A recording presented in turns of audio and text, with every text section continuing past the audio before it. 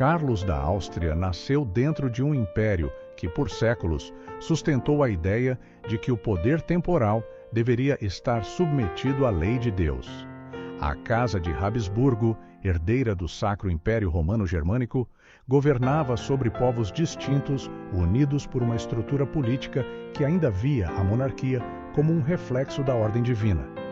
No entanto, quando Carlos assumiu o trono, essa estrutura já estava ruindo. Ele não foi preparado para ser imperador, pois seu primo Francisco Ferdinando era o herdeiro.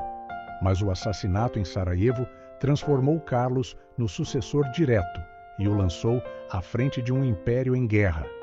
Seu governo começaria em meio à destruição, e sua tentativa de salvar não apenas sua nação, mas a própria civilização cristã europeia, seria esmagada por forças que ele não conseguia controlar. O mundo que Carlos herdou já não respeitava a autoridade dos tronos. A Primeira Guerra Mundial não era apenas uma disputa entre nações, mas o colapso da antiga ordem. Monarquias cristãs estavam sendo varridas e substituídas por ideologias que rejeitavam qualquer conexão entre governo e fé. Ao contrário de outros líderes da época, Carlos não via a guerra como um instrumento de poder, mas como uma tragédia moral. Foi o único chefe de Estado a tentar, de maneira direta, negociar a paz, mas seus esforços foram sabotados tanto por dentro quanto por fora. Internamente, os militares austríacos viam suas tentativas como sinal de fraqueza. Externamente, as potências aliadas não tinham interesse em manter vivo um império que representava a última resistência da monarquia católica na Europa Central. Seus inimigos políticos souberam explorar esse isolamento. Quando a derrota da Áustria-Hungria se tornou inevitável, Carlos se recusou a abdicar, acreditando que seu direito ao trono não vinha de acordos políticos, mas de um dever divino. No entanto, sem exército e sem apoio popular suficiente, foi forçado ao exílio. Ao contrário de outros monarcas depostos, ele não buscou um exílio confortável.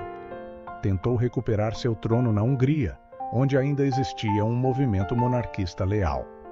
Mas seu retorno foi bloqueado pelas novas elites que assumiram o poder e pelas potências estrangeiras que temiam qualquer restauração dos Habsburgo.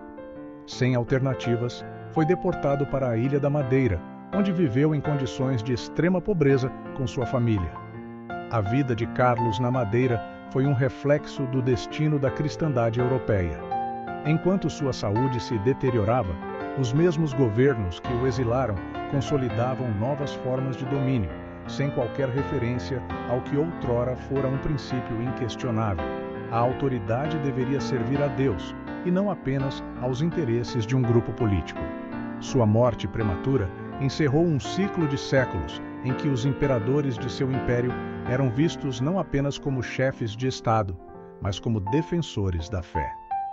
Sua canonização, séculos depois, foi uma confirmação de que seu legado não era apenas político, mas espiritual.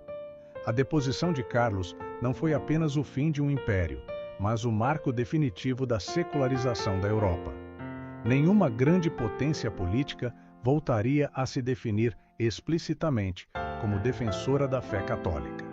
O modelo de governo que surgiria a partir dali seria construído sobre valores completamente diferentes, onde a religião se tornaria apenas um elemento privado, sem influência sobre as decisões que moldam a sociedade. O que se viu nas décadas seguintes foi a ascensão de regimes que rejeitavam abertamente qualquer papel para a Igreja no governo, substituindo a tradição cristã por ideologias políticas que prometiam ordem e progresso, mas que frequentemente resultavam em perseguições e desumanização. A história de Carlos não é apenas a de um monarca derrotado, mas a de um sistema que se recusou a sobreviver na modernidade. Os estados laicos que emergiram no século XX moldaram um mundo onde a política se tornou um fim em si mesma e onde a religião foi reduzida a um fator secundário. Carlos morreu exilado, mas sua história não foi apagada. Seu governo curto e sua tentativa de preservar a ordem cristã são lembrados não como uma resistência fútil, mas como um testemunho de que a política, sem princípios morais sólidos, torna-se apenas uma luta pelo poder. O destino da Áustria-Hungria não foi apenas a desintegração territorial, mas a perda definitiva de um ideal que por séculos sustentou a civilização ocidental.